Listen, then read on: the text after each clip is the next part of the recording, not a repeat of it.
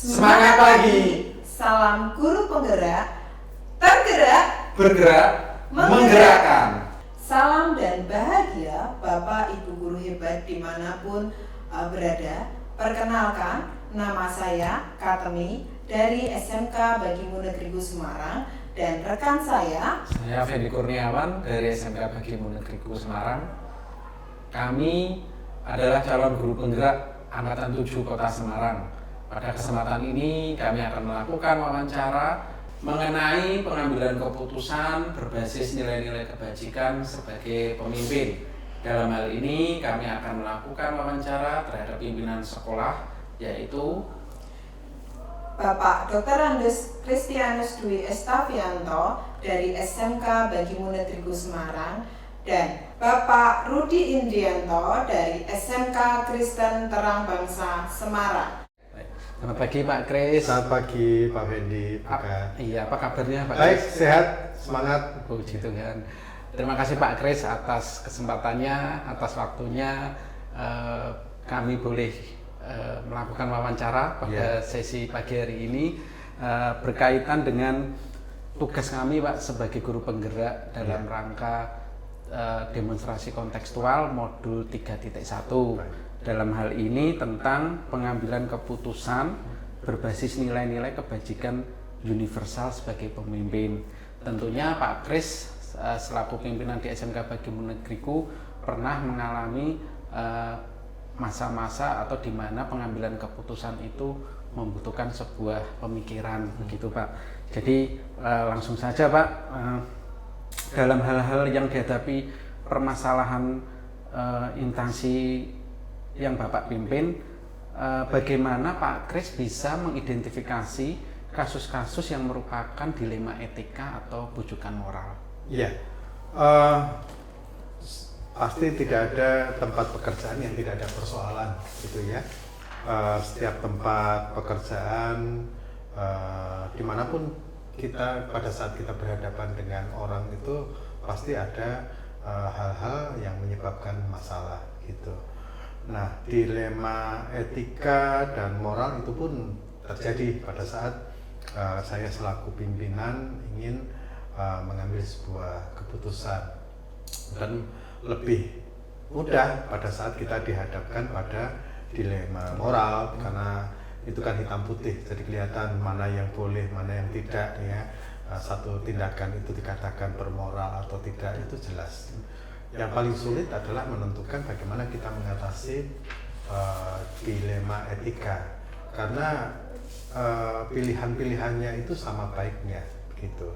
Jadi itu yang membuat memang kita tidak boleh tergesa-gesa di dalam mengambil keputusan. Ya, kita harus betul-betul identifikasi masalahnya apa, kemudian kita harus inventarisasi juga. Kita juga harus analisa, begitu ya, untuk sebelum kita melakukan sebuah keputusan. Baik Pak Kris, terima kasih. Untuk poin yang kedua Pak, bagaimana Pak Kris menjalankan pengambilan keputusan di sekolah, terutama untuk kasus-kasus di mana ada dua kepentingan yang sama-sama benar atau sama-sama yang mengandung nilai kebajikan? Iya, itu berkaitan dengan dilema etika, begitu ya. Jadi memang seperti yang saya sampaikan tadi, tidak begitu mudah untuk menyelesaikan persoalan dilema etika, karena ini kan secara penampakan dari luar itu kan sama-sama benarnya, begitu. Jadi memang membutuhkan sekali lagi waktu untuk berpikir, untuk kemudian memberikan waktu untuk kita itu tenang, tidak tergesa-gesa di dalam mengambil keputusan, dan apa yang kita putuskan tidak boleh basisnya itu adalah basis menyenangkan hati orang, begitu. Juga tidak boleh melakukan atau memberikan keputusan berdasarkan karena kita ingin dianggap peduli, begitu. Menjadi seorang pimpinan harus bersiap tidak populer, begitu.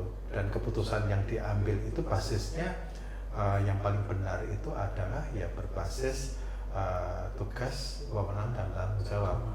Jadi apa yang seharusnya, bukan apa yang baik, karena yang baik itu belum tentu benar, gitu. sangat menginspirasi sekali Pak Kris. Kemudian untuk poin yang ketiga ini Pak, langkah-langkah atau prosedur yang seperti apa yang biasa Pak Kris lakukan selama ini untuk menangani menyelesaikan masalah-masalah itu? Iya, kalau saya sih sederhana saja Pak Bendi. Jadi saya selalu mengidentifikasi dulu persoalannya apa begitu.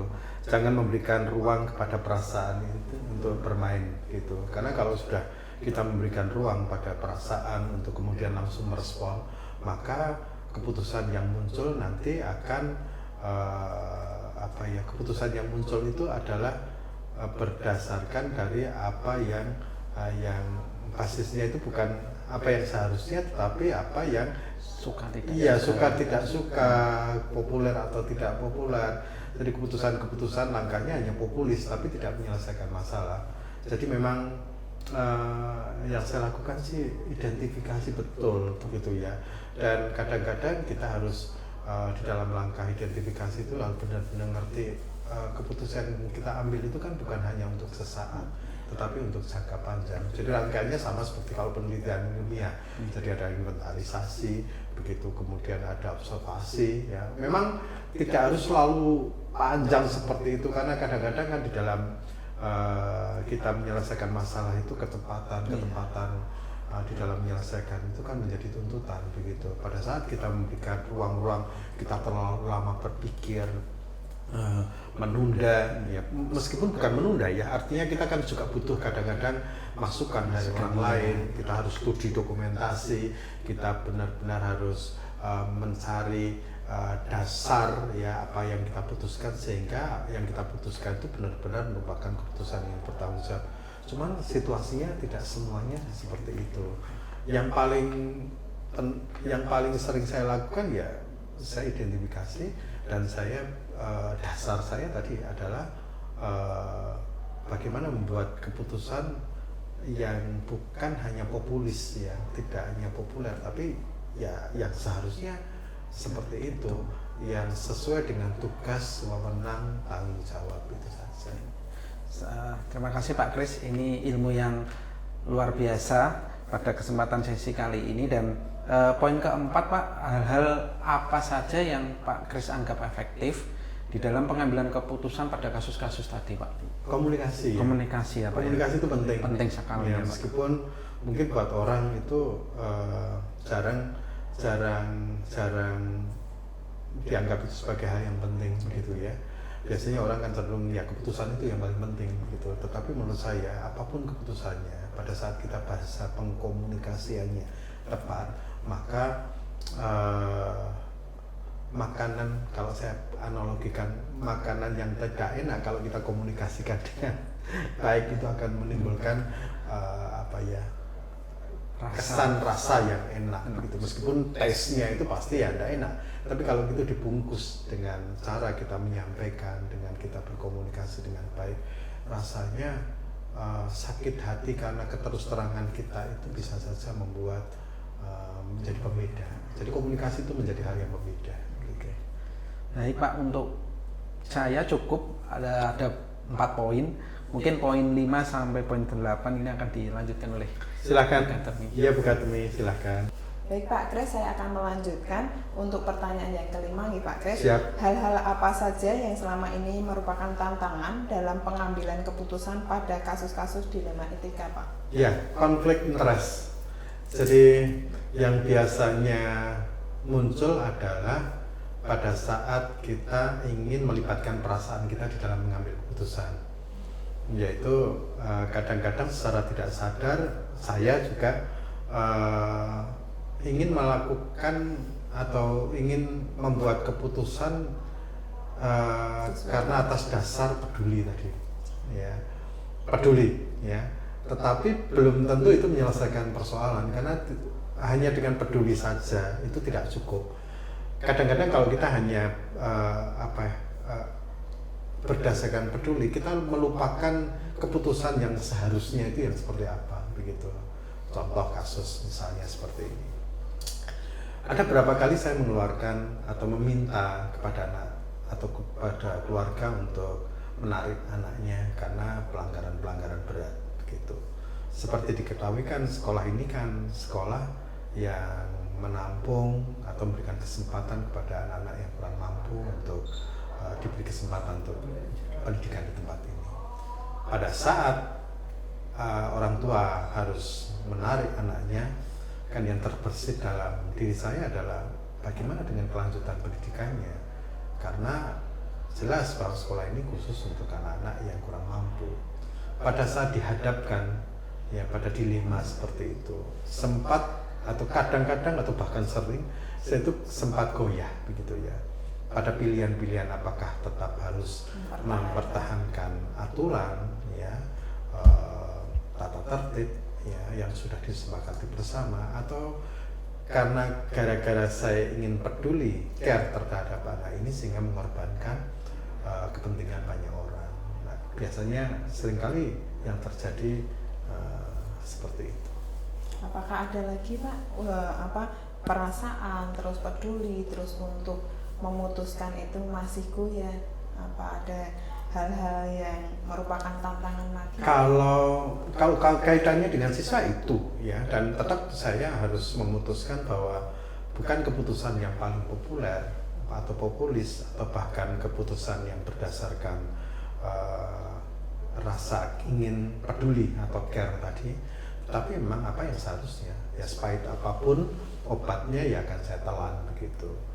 Itu kaitannya dengan siswa, dengan guru juga beda lagi begitu. Pada saat begini kita ingin memberikan teguran kepada teman-teman yang sering izin begitu ya, padahal izinnya itu adalah memang izin untuk kepentingan-kepentingan yang tidak bisa ditinggalkan. Katakanlah misalnya begini, Bapak Ibu guru ini kan masih punya anak kecil, pada saat anak rewel ya pembantu pulang ya tidak ada yang mengasuh ya, tentunya menjadi hal yang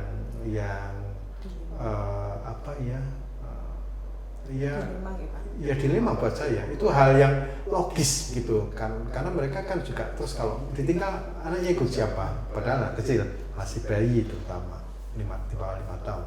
Tetapi pada saat saya mengizinkan, saya juga harus berpikir bahwa ada sekian banyak anak yang di sekolah yang membutuhkan pembelajaran, pengajaran. Itu dilema-dilema seperti itu biasanya muncul gitu. Meskipun tetap saya bahasa pengkomunikasian aturannya tetap harus tegas, harus jalan gitu. Baik Pak, lanjut ya Pak, yang nomor 6, apakah Pak Kris memiliki sebuah tata kala atau jadwal tertentu dalam menyelesaikan kasus dilema etika? Apakah Pak Kris juga langsung menyelesaikan di tempat atau memiliki sebuah jadwal untuk menyelesaikan bentuk prosedur seperti apa yang Pak Kris jalankan yang tadi 2 kasus siswa dengan guru ya Pak? Saya tidak punya jadwal khusus gitu ya. Itu kan mengalir gitu. Artinya apa? Semakin lama ditahan, semakin kita itu terpola bahwa kita bekerja pada saat ada masalah menemui jadwal untuk menyelesaikan, maka kasus itu akan bisa menjadi besar. Jadi kebiasaan saya ya pada saat masalah muncul ya memang harus diselesaikan segera mungkin terselesaikan apapun resikonya. Pak, untuk yang pertanyaan ke-7, adakah seseorang atau faktor-faktor apa yang selama ini mempermudah atau membantu Pak Kris dalam pengambilan keputusan dalam kasus-kasus dilema etika?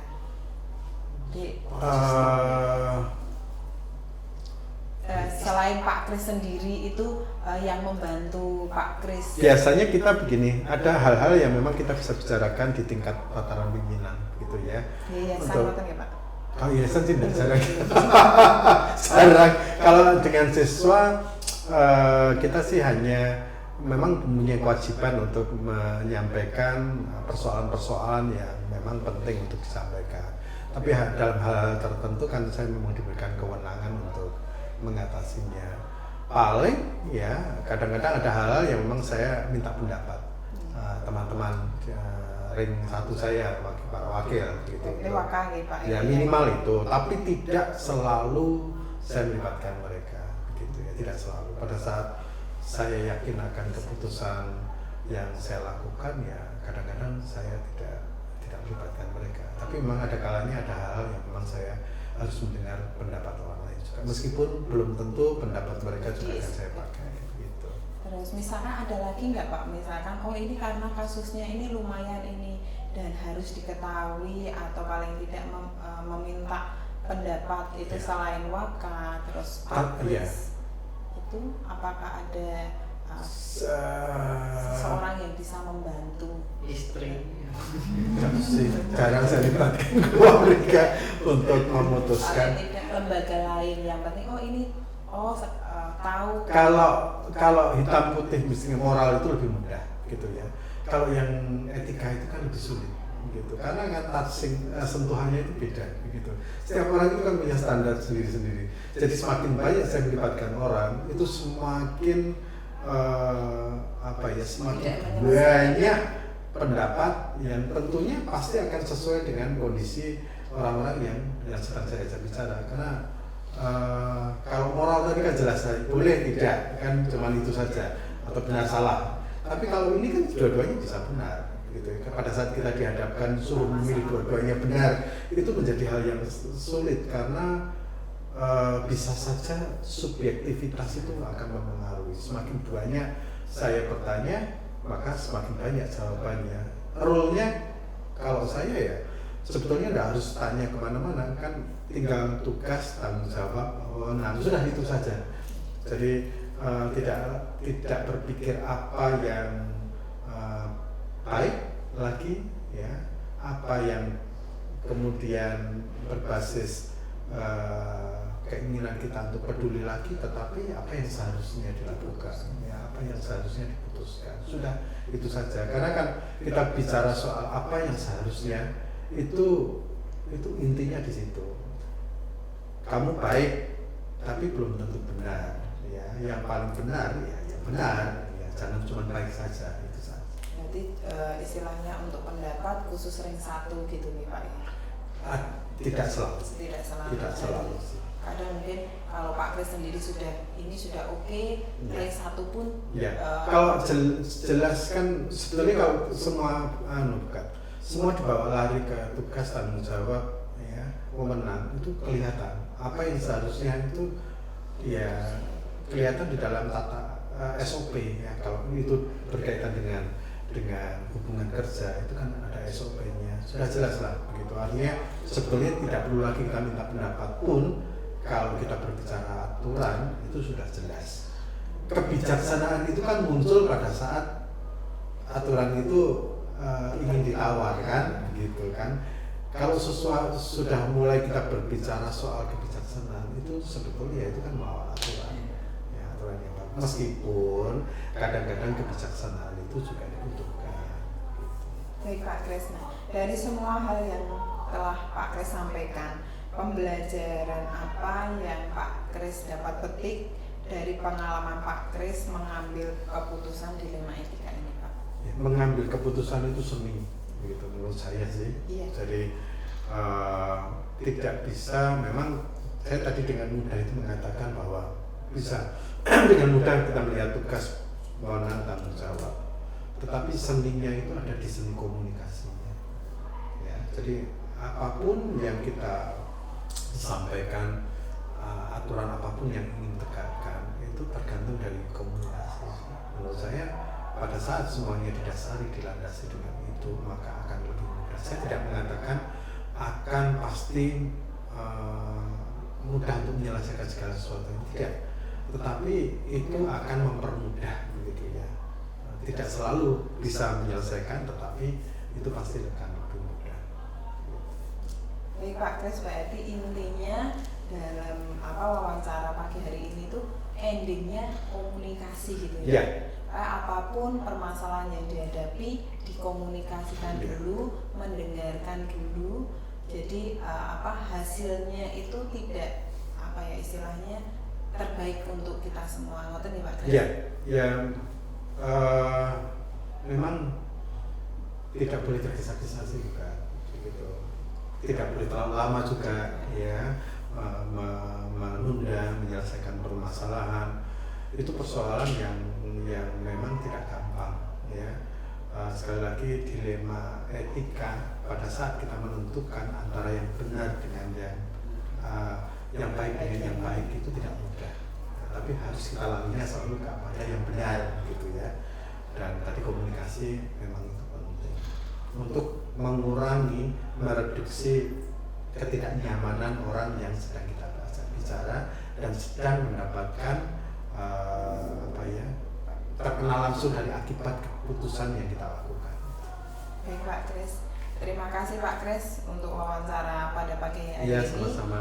Kami terbuka nih Pak Fendi, bagaimana cara Sangat menginspirasi kami Pak untuk bagaimana menjadi pemimpin pembelajar ke depan, ilmu yang sangat bermanfaat bagi kami. Kalau saya pribadi mengambil kunci dari komunikasi dan tidak menunda masalah segera diselesaikan itu suatu yang sangat krusial dan sangat penting ya bagi saya. Gitu.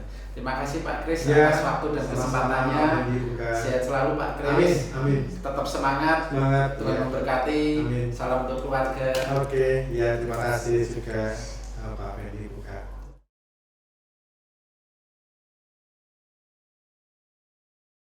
Selamat pagi Pak Rudi. Selamat pagi Bu Katmi. Bagaimana kabarnya hari ini Pak? Ya, puji Tuhan luar biasa.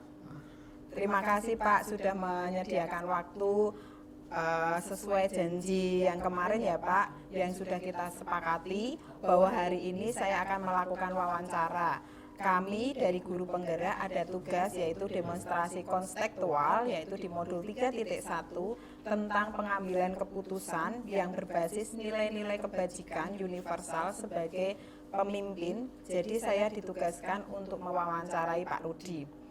Dan puji Tuhan pada pagi hari ini bisa ada kesempatan untuk berbincang-bincang. Mohon waktunya sebentar nih Pak. Baik, silakan Bu. Baik, langsung saja. Di dalam kepemimpinan Pak Rudi selama di SMK Kristen Terang Bangsa, ini dalam hal-hal yang dihadapi dan permasalahan-permasalahan yang ada di sekolah, di yayasan, orang tua, bahkan di lembaga-lembaga yang bersinggungan, ngoten nggih Pak. Nah, itu kan pasti ada permasalahan-permasalahan. Nah, saya akan mengajukan beberapa pertanyaan tentang kasus yang mungkin baru dihadapi atau sudah selama ini dihadapi, merupakan dilema etika atau bujukan moral. Ngoten Pak. Pertanyaan pertama nggih, selama ini bagaimana Pak Rudi bisa mengidentifikasi kasus-kasus yang merupakan dilema etika atau bujukan moral? Baik, terima kasih Bu Katmi untuk kesempatan yang diberikan. Jadi secara singkat atau sederhana, kalau kami di sekolah sebagai pemimpin itu kan pasti banyak permasalahan yang dihadapi. Baik itu tarafnya bisa ringan, sedang, atau berat. Tapi kalau berat tidak terlalu banyak sih, tidak terlalu ada. Kalau di sekolah itu kita permasalahan yang ada itu berkutat masalah pasti siswa. Siswa nggih Pak. Kemudian masalah guru, mungkin dengan orang tua murid, ya, atau dengan lembaga lain di luar sekolah. Dan yang paling banyak itu tentang kedisiplinan. Nah, ini saya ambil contoh satu permasalahan yang terjadi beberapa waktu kemarin. Ada satu guru kami, ya, ini guru masih baru, ya, masih baru. Kemudian dia mengajar, tapi kok malah sering meninggalkan kelas. Berarti tidak tanggung jawab gitu ya Pak? Iya, tanggung jawab. Cuma awal menit jam-jam pertama itu masuk, kemudian ditinggal pergi, anaknya kasih tugas tinggal pergi. Nanti beberapa menit terakhir, guru ini kembali lagi ke sekolah, ke kelas, masuk kelas lagi. Anak-anak itu tanya, muridnya tanya, Sir atau Pak, kok keluar kelas kemana saja? Kemudian guru ini kan jawabnya tidak jelas, tidak pasti. Nah, kemudian awalnya kami dapat laporan dari murid, tidak kami tanggapi. Mungkin Setelah hanya mencari karena mungkin ya tidak suka dengan cara ngajarnya guru atau apa. Kemudian kok beberapa anak tuh datang ke tempat saya menceritakan lagi. Kemudian wali kelasnya juga mendampingi anak-anak itu, plus juga membawa bukti atau rekaman kalau guru itu tidak ada di tempat waktu pelajaran. Nah, Berarti intinya guru ini masuk tepat waktu. iya, Tapi betul. dikasih tugas Di tengah-tengah dia pertengahan, pergi. pergi dulu, kalau sudah mau bel guru ini Masuk masuk lagi. Gitu berarti Betul. tentang kedisiplinan ya Pak. Betul. Baik. Saya bertanya yang kedua ya Pak. Nah, selama ini bagaimana Pak Rudi itu menjalankan pengambilan keputusan di sekolah, terutama untuk kasus mungkin yang seperti tadi ya, ada guru yang kurang disiplin, dua kepentingan yang sama-sama benar atau dilema etika atau sama-sama mengandung nilai kebajikan, Pak. Nah, baik, terima kasih Bu Katmi. Iya. Kalau kita sebagai pemimpin kan tidak langsung dengan gampang mengambil keputusan. Kami itu harus melihat dulu akar permasalahannya seperti apa. Yang pasti kami harus mendengar informasi dari dua belah pihak. Ini dari sisi gurunya dan sisi dari siswa atau orang yang atau gembala atau wali kelasnya. Pertanyaan yang kedua ya Pak, nah selama ini bagaimana Pak Rudi menjalankan pengambilan keputusan di sekolah, terutama untuk kasus yang tadi contoh di soal nomor 1 itu, di mana ada dua kepentingan yang sama-sama benar atau dilema etika atau sama-sama mengandung nilai kebajikan. Ya, baik, terima kasih Bu Katmi. Untuk untuk beberapa hal yang kami jalankan atau kami kerjakan, ini kan kami juga harus memastikan bahwa keputusan yang kami buat itu tidak merugikan salah satu pihak. Jadi yang kami kedepankan adalah pasti, karena kalau kami di sekolah itu ada musyawarah dulu, ya, sehingga nanti lewat musyawarah itu ada solusi untuk kebaikan kita bersama.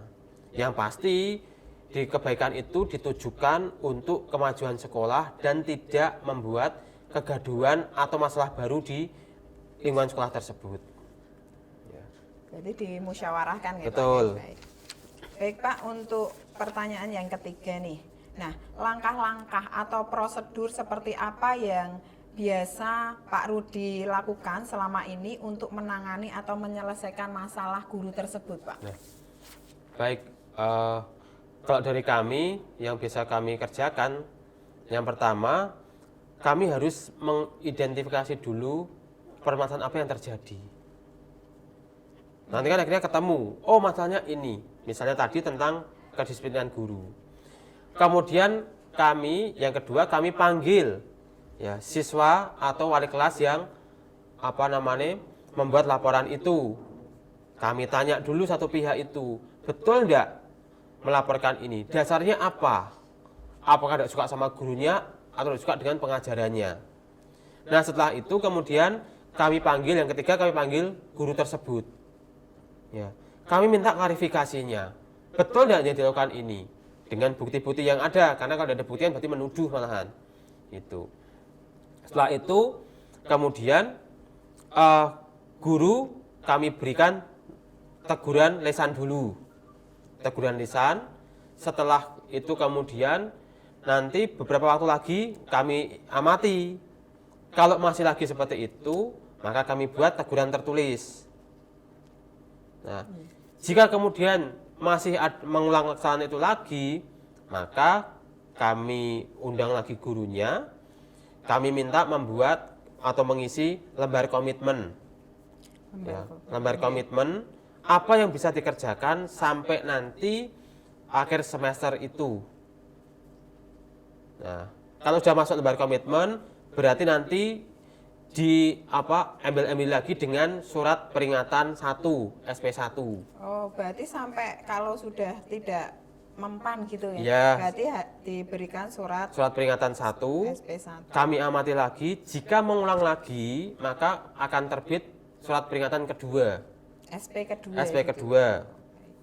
Nah, jika masih diulangi lagi, ini kan sudah parah banget tarafnya. Berkali-kali dikasih tahu, diinfo atau diingatkan masih tidak bisa, maka akan muncul surat peringatan ketiga dan otomatis karena kami lembaga swasta, guru tersebut kami kembalikan ke HRD atau bagian kepegawaian yayasan.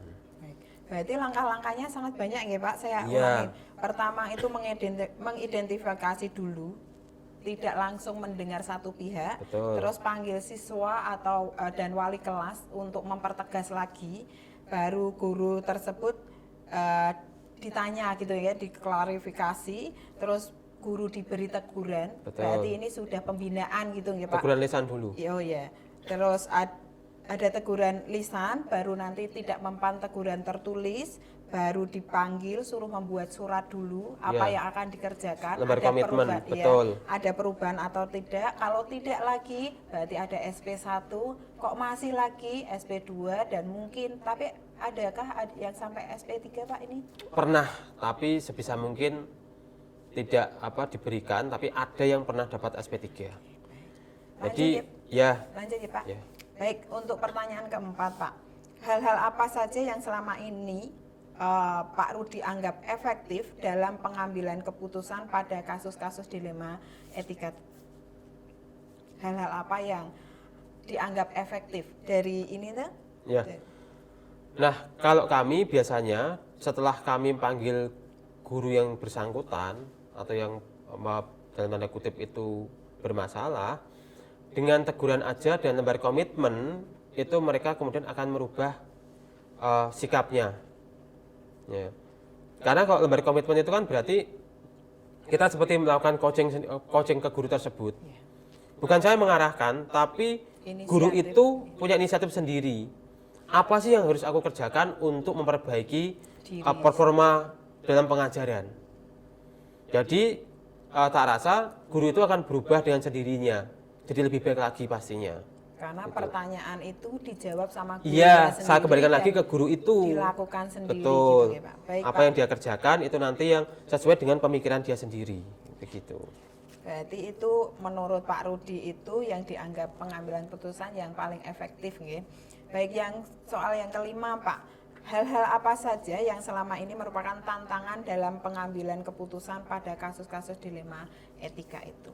Nah, baik. Hal-hal yang apa saja selama ini merupakan tantangan dalam pengambilan keputusan? Tantangan itu ini gimana ya? Ini bagaimana caranya? Biasanya gini, Bu Katmi. Kalau kita mengambil buat keputusan, itu kan pasti ada pertentangan dengan hati nurani. Iya. Nah, kadangkala kita tuh membuat aturan harus diterapkan, ya, karena kita tahu ada pelanggaran. Cuma kadang-kala hati kecil kita itu merasa kok mesake kasihan gitu loh. Sudah mungkin kerja sudah lama dengan kita, sudah tahu karakternya seperti apa, tapi kok harus dapat tetap harus dapat pembinaan. Tapi tidak apa-apa, namanya kita pemimpin harus konsisten atau konsekuen dengan keputusan kita ambil, yang kita buat, gitu loh.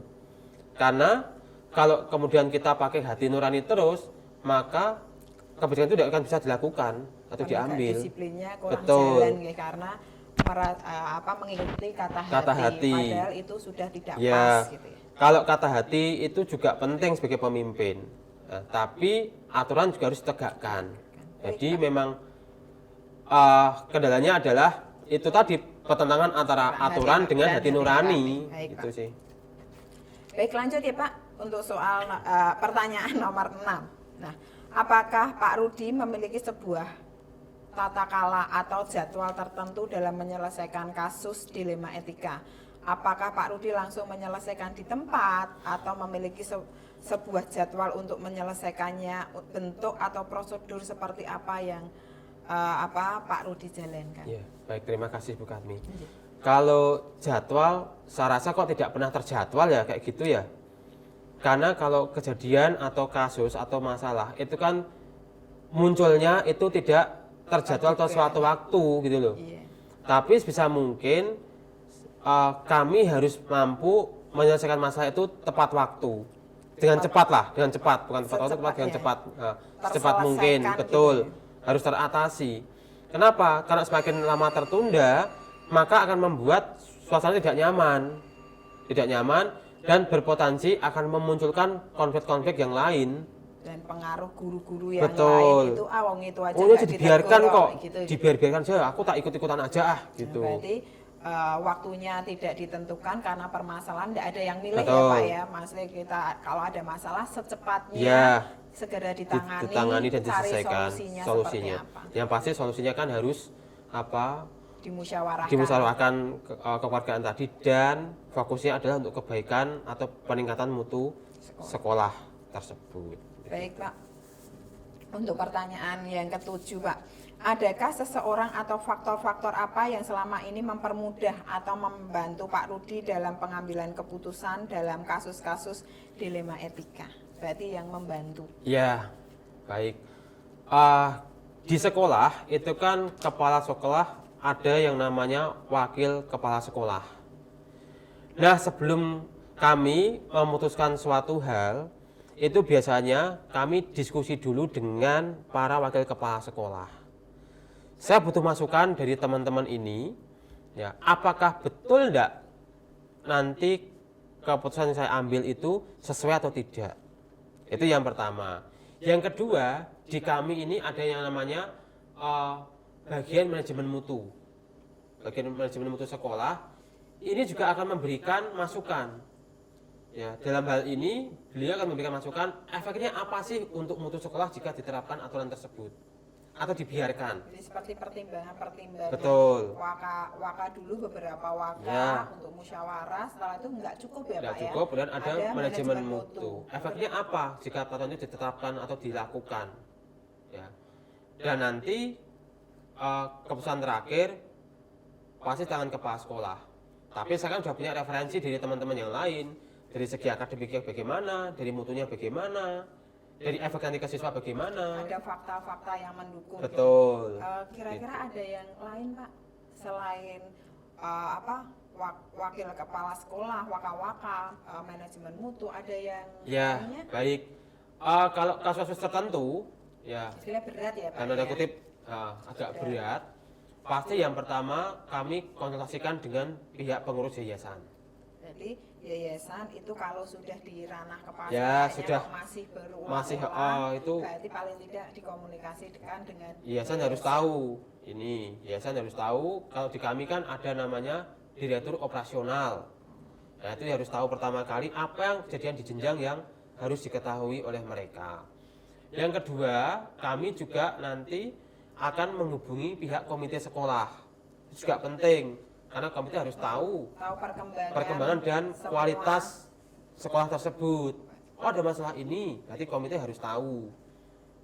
Komite, kemudian kalau masalah itu masuknya ranah hukum, ya contohlah mungkin pelaporan atau apa, kan kami juga tidak terlalu tahu tentang dunia hukum, maka dari pihak sekolah akan menghubungi pihak pengacara, lawyer atau pengacara sampai sekolah. pengacara juga Pak Ya, di sekolah Bapak memang ada pengacara. ada sampai pengacara sekolah, dan nanti diselesaikan lewat jalur hukum oleh orang-orang atau pihak-pihak yang tahu tentang dunia hukum. Mungkin ada lagi yang ada kaitannya dengan kedinasan gitu, Nah, untuk yang resminya. Ya, ini tidak boleh ditinggal juga adalah pengawas pembina, pengawas sekolah. Berarti harus menggandeng beberapa. Betul. Berarti biar keputusan ini istilahnya tidak Tepat. sembrono. Betul, tepat.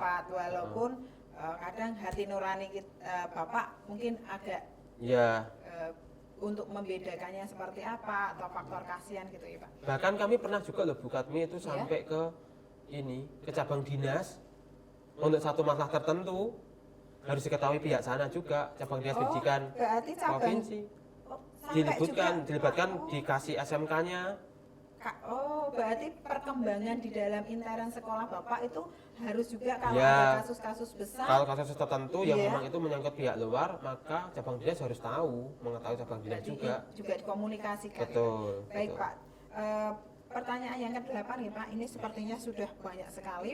Nah, dari semua hal yang telah disampaikan Pak Rudi, nah pembelajaran apa yang dapat Pak Rudi petik dari pengalaman Pak Rudi mengambil keputusan yang tadi beberapa waktu ini kita bicarakan? Ya, baik, terima kasih Bu Katmi.